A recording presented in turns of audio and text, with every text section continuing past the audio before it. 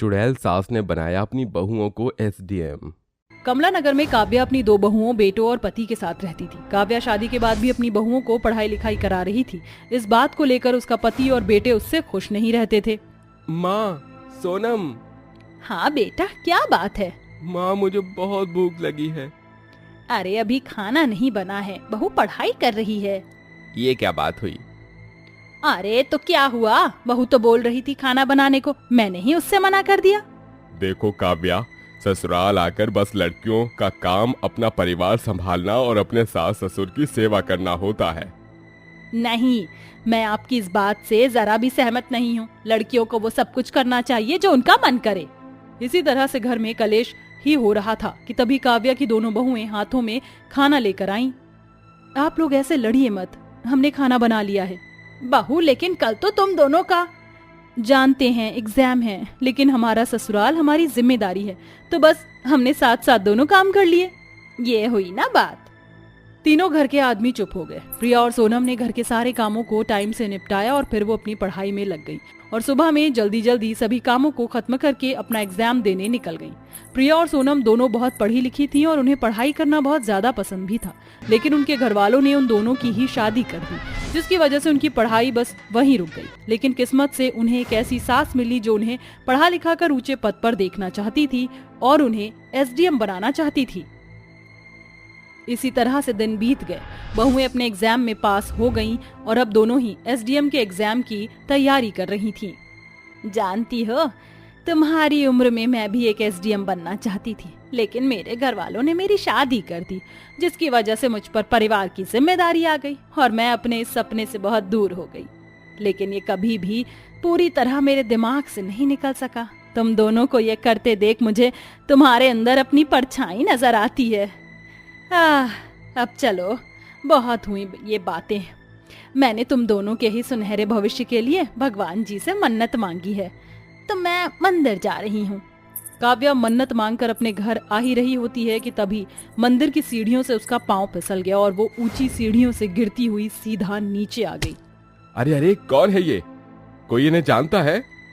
काव्या ने उसी जगह अपना दम तोड़ दिया। कुछ लोगों ने उसे पहचान लिया और उसे उसके घर तक पहुंचाया। सभी रीति रिवाजों से उसका अंतिम संस्कार किया गया।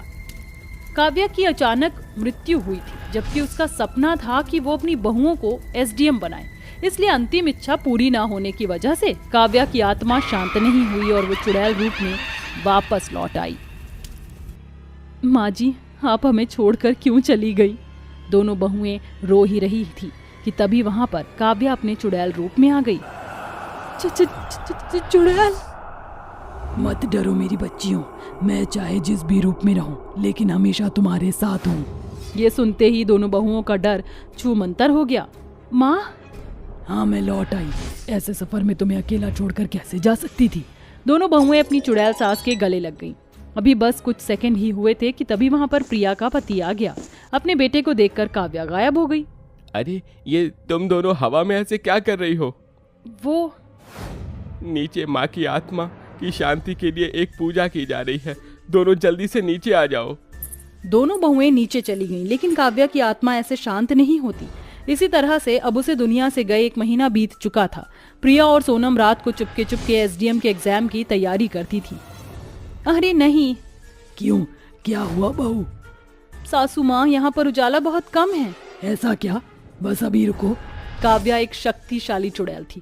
उसने बस एक चुटकी बजाई और तभी वहां पर एक लैंप आ गया। इसी तरह अपनी सास के साए में दोनों बहुएं रात में पढ़ाई किया करती थीं।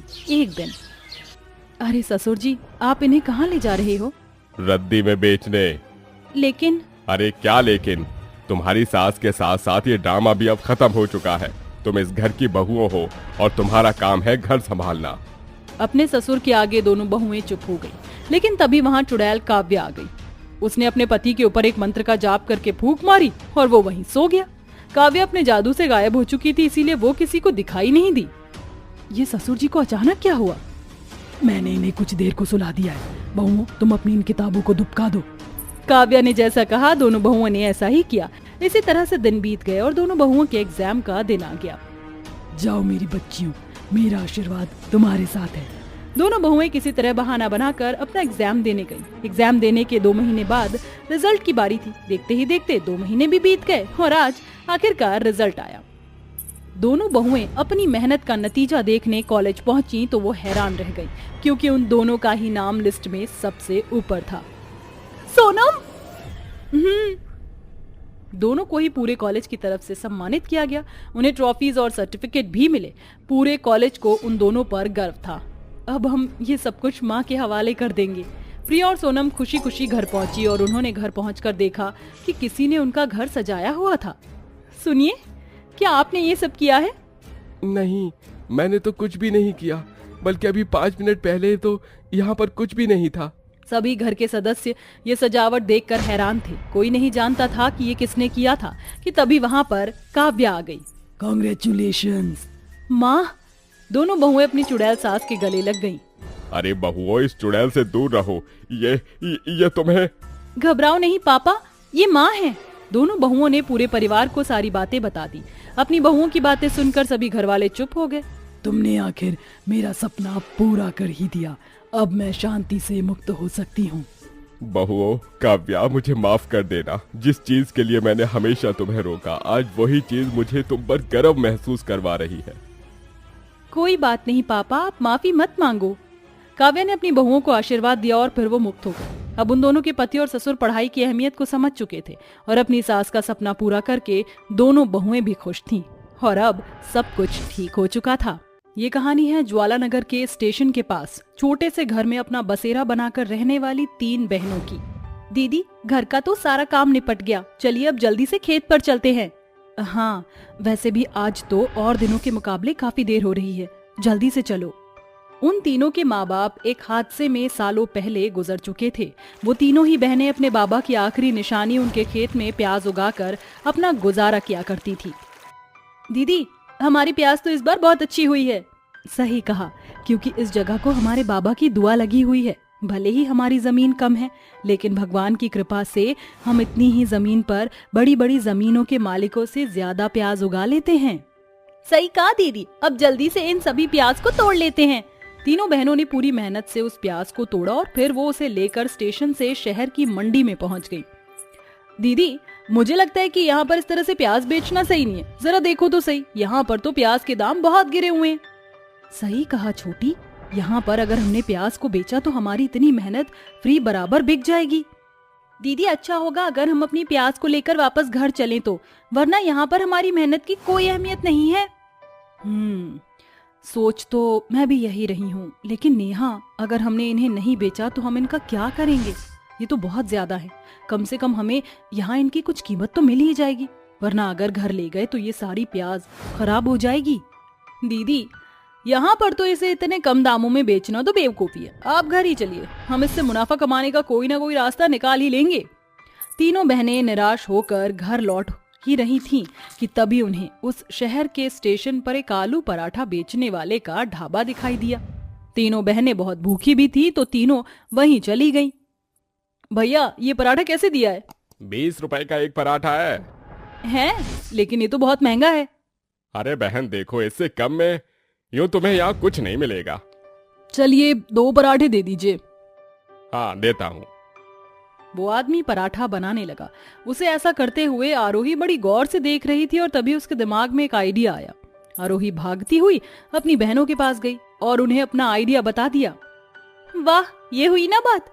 वैसे आरोही, तेरा दिमाग इन मामलों में बड़ा तेज चलता है, तो ठीक है, अब हम यही काम करेंगे।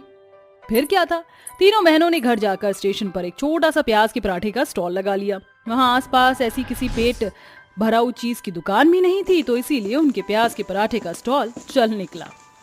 3 प्याज के पराठे देना। दीदी, 3 पराठे चाहिए।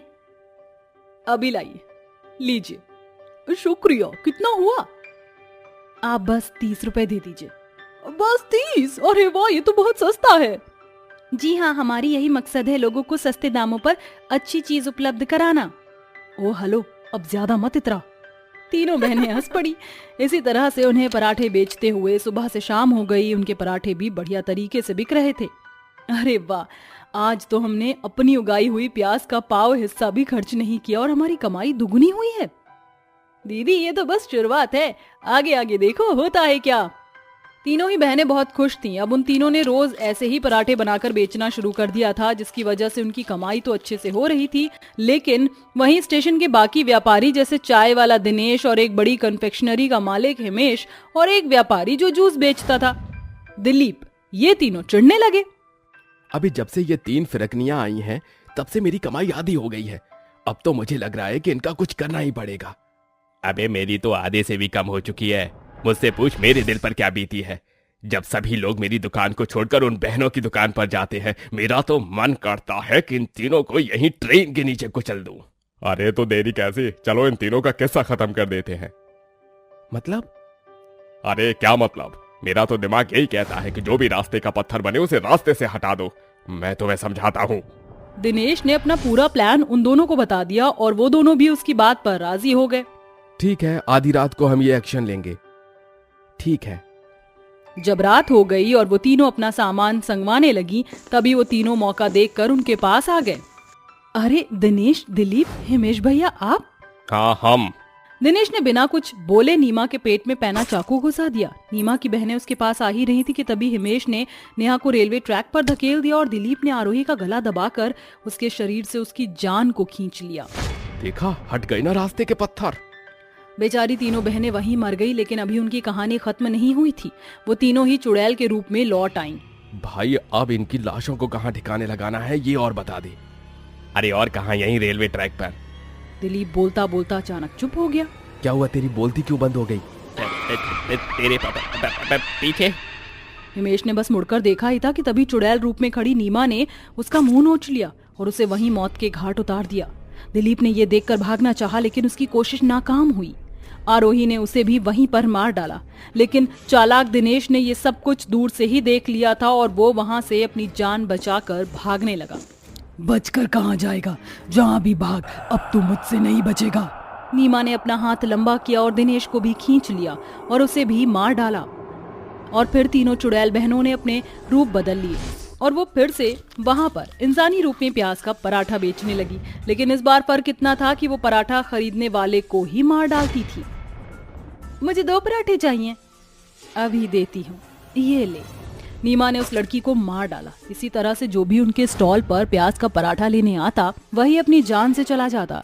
इसी तरह मौत का सिलसिला जारी था कि एक दिन एक बड़े आदमी ने स्टेशन पर कुछ बाबाओं को भोजन के लिए बुलवाया। बाबा, आपके लिए मैंने खीर पूरियां और पनीर बनवाया है, और किसी चीज की जरूरत लगे तो मुझे बता देना। सभी तांत्रिक खाना खाने लगे कि तभी उनमें से एक महान बाबा को वहां पर किसी नकारात्मक शक्ति का एहसास हुआ और वो तभी उठ खड़े हुए। क्या हुआ बाबा, कोई कमी है क्या? नहीं, बस मुझे कुछ महसूस हो रहा है, मैं अभी आता हूँ। बाबा स्टेशन पर घूमने लगे कि तभी उन्होंने उन चुड़ैल बहनों को देखा जो प्याज के पराठे के बहाने से सभी को मार रही थीं। ओह, तो मुझे ये महसूस हो रहा था, मुझे इन चुड़ैलों का कुछ करना होगा। बाबा वहीं छिपकर ऐसे बोल ही रहे थे कि तभी शातिर चुड़ैल नेहा ने उन्हें देख लिया और अपनी शक्तियों से बाबा को हवा में लटका दिया। क्या कर रहा था तू वहाँ छिपकर? नेहा ने ऐसे बोलकर बाबा के ऊपर जादुई शक्ति से वार किया और बाबा वहीं गिर पड़े। नेहा ने फिर ऐसा ही करना चाहा, लेकिन इस बार बाबा ने उसकी ताकत को उसी पर उड़ेल दिया। गद्दार, तू मुझसे उलझेगी, रुक तुझे बताता हूँ। बाबा ऐसा बोल ही रहे थे कि तभी आरोही और नीमा ने उनके ऊपर वार कर दिया। क्या करेगा तू मेरी बहन के साथ, बोल। छोड़ दे मुझे, मैं कहता हूँ छोड़, वरना। चुड़ैलों ने बाबा की बात नहीं मानी, लेकिन बाबा ने अपनी शक्तियों से खुद को छुड़ा लिया और एक मंत्र का जाप करते हुए उन चुड़ैलों पर अपनी जादुई शक्ति से वार किया। बाबा के एक वार से ये वो तीनों चुड़ैलें जलना शुरू हो गईं। बाबा, ये तूने अच्छा नहीं किया। इसी तरह बोलती हुई वो तीनों बहनें जलकर राख हो गईं और एक बार फिर से स्टेशन पर सुकून और शांति वापस आ गई।